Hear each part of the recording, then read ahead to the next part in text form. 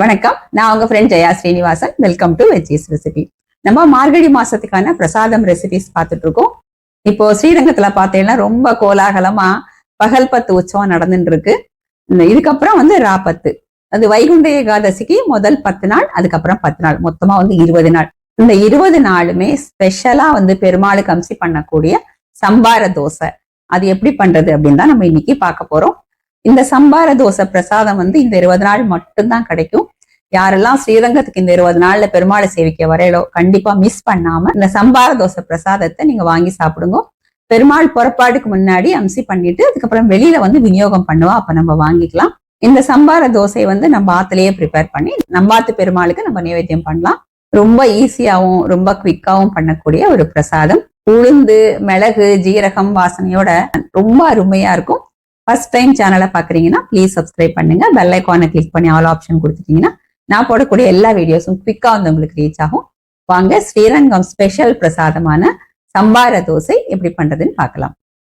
சம்பார தோசை பண்றதுக்கு 1 கப்பு பச்சரிசி, 1/2 கப்பு முழு உளுந்து, இது ரெண்டையும் இதை போல தனித்தனியா எடுத்துட்டு வாஷ் பண்ணிட்டு 5-6 மணி நேரம் ஊற வச்சுக்கணும். இது நல்லா ஊறட்டும், நம்ம அதுக்கப்புறம் பார்க்கலாம். அரிசி, முழு உளுந்து 5 மணி நேரத்துல ஃபர்ஸ்ட் கிளாஸா ஊறிருக்கு. ஃபர்ஸ்ட் முழு உளுந்த மிக்சி ஜார்ல எடுத்துட்டு, நம்ம இட்லிக்கெல்லாம் உளுந்து அரைப்போம் இல்லையா, நல்லா தண்ணி தெளிச்சு பொங்க அதை போல நம்ம அரைச்சு எடுத்துக்கணும். இதுக்கப்புறம் அரிசியை ஃபைன் ரவா பதத்துக்கு அரைச்சு எடுத்துக்கணும்.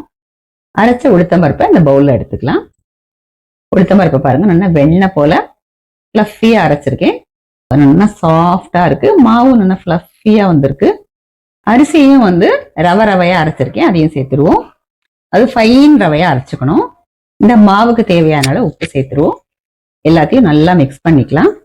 சம்பார தோசைக்கான இந்த மாவு ஃபோர்மெண்ட் பண்ண மாட்டா, உடனே நம்ம தோசை பண்ணிடலாம். ஸ்டவ்ல ஒரு பேன் வச்சிருக்கேன். 2 டேபிள் ஸ்பூன் நெய் சேர்த்துக்கலாம். கோவில்ல இந்த சம்பார தோசையை ஃபுல்லா நெய்ல தான் பண்ணுவா. இவ்வளோ நெய் வேண்டாம் அப்படின்னா நீங்க கொஞ்சம் நல்ல நெய் சேர்த்துக்கலாம். நெய் சூடானதும் 1 டேபிள் ஸ்பூன் மிளகு, 1 டீஸ்பூன் ஜீரகம், இதை போல 1-2 கிரஷ் பண்ணி வச்சிருக்கேன், இதை சேர்த்துக்கலாம். நெய்யில கொஞ்சம் ஃப்ரை பண்ணிப்போம். இதோட பொடியா கட் பண்ணிருக்கிற கருவேப்பிலை, 1/4 டீஸ்பூன் பெருங்காயம், எல்லாமே நல்லா வதங்கி எடுத்து ஸ்டவ் ஆஃப் பண்ணிடுவோம்.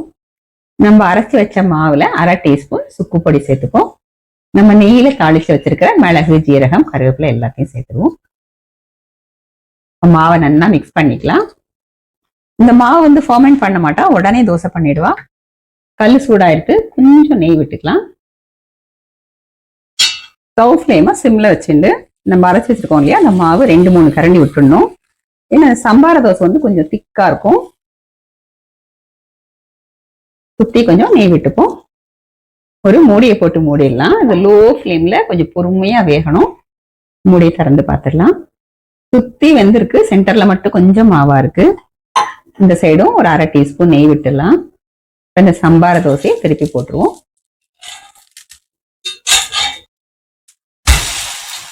திருப்பி போட்டதுக்கு அப்புறம் மூடி வைக்கணும்னு அவசியம் இல்லை, லோ ஃப்ளேம்லயே வேகட்டும். கோவில்ல பண்ற சம்பார தோசை இந்த தோசை கல் அளவுக்கு இவ்வளோ பெருசா இருக்கும். அது அப்படி சின்ன சின்ன பீசஸா நமக்கு கட் பண்ணி அவ கொடுப்பா. நம்ம ஆத்துல பண்ணும்போது சின்ன சின்னதா கூட பண்ணிக்கலாம். இந்த சைடும் பாருங்க நல்லா வெந்துட்டு.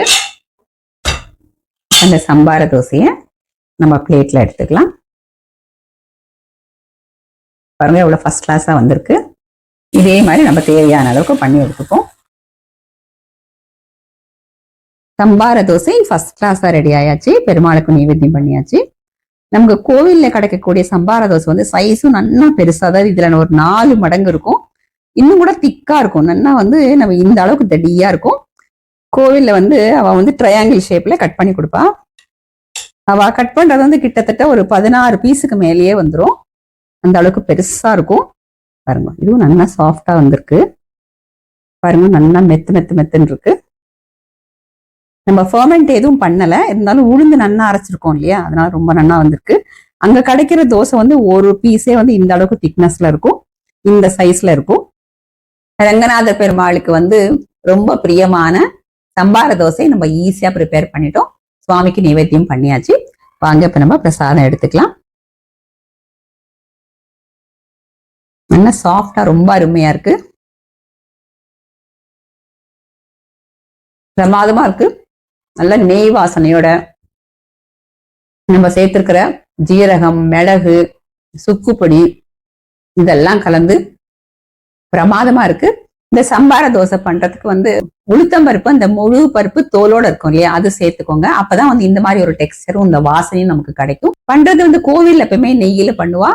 நெய்யில பண்ணா ரொம்ப விசேஷம். அப்படி இல்லைன்னா நெய்யும் நல்லெண்ணையும் கலந்து கூட நம்ம பண்ணிக்கலாம். மிளகு நம்ம விருப்பத்துக்கு அதிகமா வேணாலும் சேர்த்துக்கலாம். நான் மைல்டா தான் சேர்த்திருக்கேன். நம்ம இந்த தோசையை ஃபர்மெண்ட் பண்ண மாட்டோம், அரைச்ச உடனே பண்ணிடுவோம். அதனால உளுந்த நம்ம மிக்சியில அரைக்கும் போது நல்லா தண்ணியை தெளிச்சு நம்ம இட்லிக்கெல்லாம் அரைப்போம் இல்லையா, அது மாதிரி நல்லா பஞ்சு போல அரைச்சுக்கணும். பச்சரிசியை ஃபைன் ரவையா அரைச்சுக்கணும். இதே மாதிரி இதே மெத்தட்ல இதே அளவுகளோட இந்த மார்கழி மாசத்துல இந்த ஸ்ரீரங்கம் சம்பார தோசையை நீங்க ப்ரிப்பேர் பண்ணி நம்பாத்து பெருமாளுக்கும் நீங்க அம்சி பண்ணுங்க. கண்டிப்பா பெருமாள் சூப்பரா அமைச்சுப்பார். எல்லாருக்குமே இது ரொம்பவும் பிடிக்கும். ட்ரை பண்ணி பார்த்துட்டு எப்படி வந்தது அப்படின்னு கமெண்ட்ல சொல்லுங்க. லைக் பண்ணுங்க, உங்க ஃப்ரெண்ட்ஸ் அண்ட் ஃபேமிலியோட ஷேர் பண்ணுங்க. இன்னொரு மார்கழி மாத பிரசாத ரெசிபியோட நாளைக்கு நான் உங்களை மீட் பண்றேன். தேங்க்ஸ் ஃபார் வாட்சிங்.